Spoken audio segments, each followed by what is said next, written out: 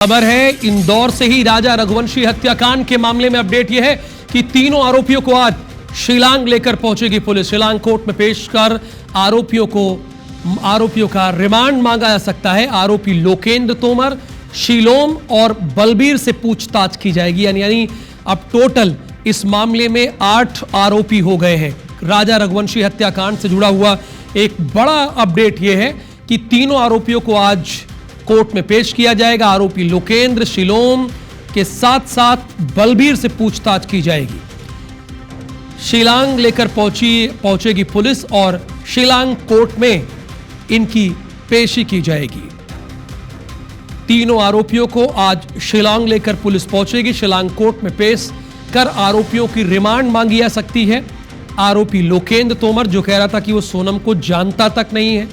Siloam कल जो नाले से दस्तावेज निकालकर पुलिस को देता है जहां पर उसने फेंका था, और बलबीर से इन पूछताछ की जाएगी। यानी अब टोटल आरोपी हो गए हैं 8। और आगे की जानकारी हमारे संवाददाता अंशुल मुकाती आपको देंगे। अंशुल, बताइए।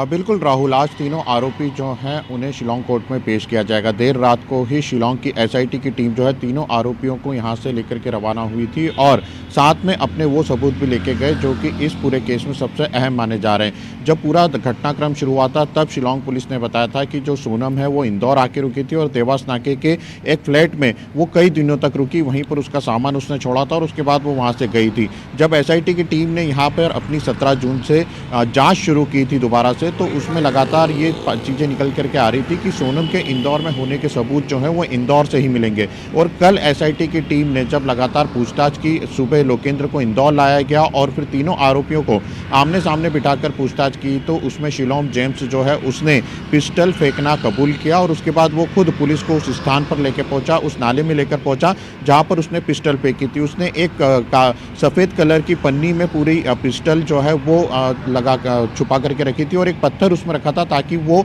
अंदर दबी रहे, नाले में या तो बह जाए या अंदर दबी रहे, बाहर नहीं दिखाई दे। और उसके बाद जब पहले टीम ने सर्चिंग की, जब उन्हें कुछ नहीं मिला तो शीलोम को नाले में उतारा गया और खुद शीलोम ने वो थैली निकाल करके एसआईटी की टीम को दी जिसमें वो पिस्टल भी थी। इसके बाद थोड़ी देर के लिए उसे कार में बिठाया जाता है, कार में उससे आगे की पूछताछ की जाती है और उसके बाद एसआईटी की टीम शीलोम को लेकर के उसके महालक्ष्मी घर पर पहुंचती है जहां से उसकी कार से रुपए भी बरामद हो जाते हैं। यानी कि अभी तक जो शिलांग की एसआईटी की टीम को सबूत चाहिए थे उसमें से कई सबूत जो हैं उन्होंने इंदौर में जुटा लिए थे। सोनम के इंदौर में होने के सबसे ज़्यादा सबूत जो है वो शीलोम जेम्स से मिले हैं। शीलोम जेम्स ने जहां पर बैग जलाया था वहां से उस बैग के अवशेष को लिया गया, उनकी फॉरेंसिक जांच कराई गई। पिस्टल जो है जो कि राज ने ली थी वो मिल चुके हैं और जो रुपए बैग में थे वो भी, उसमें से कुछ रुपए जो हैं वो भी शीलोम जेम्स की कार से बरामद हो गए। यानी कि कई सबूत लेकर के एसआईटी की टीम जो है वो यहाँ से रवाना हुई है। हालांकि अभी भी जो सोनम का लैपटॉप है वो एक बहुत बड़ी मिस्ट्री बना हुआ है। आरोपी ने पूछताछ में ये बताया था कि उसने जो है बैग जलाने के बाद लैपटॉप को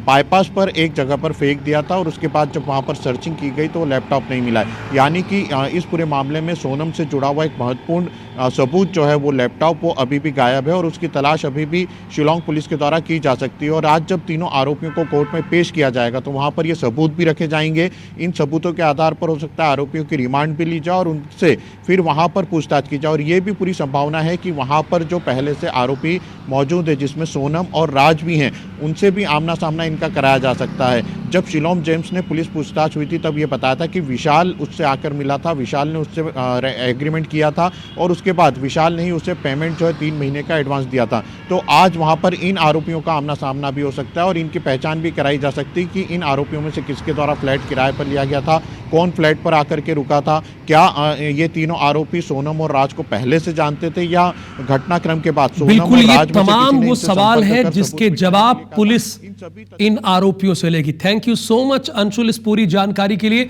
खबर इसके बाद भोपाल से आएगी। ये तो तस्वीरें थोड़ी देर पहले की, ये कल की तस्वीरें आप देख रहे हैं जब नाले में ये गया था और वहां से दस्तावेज जब्त किया गया।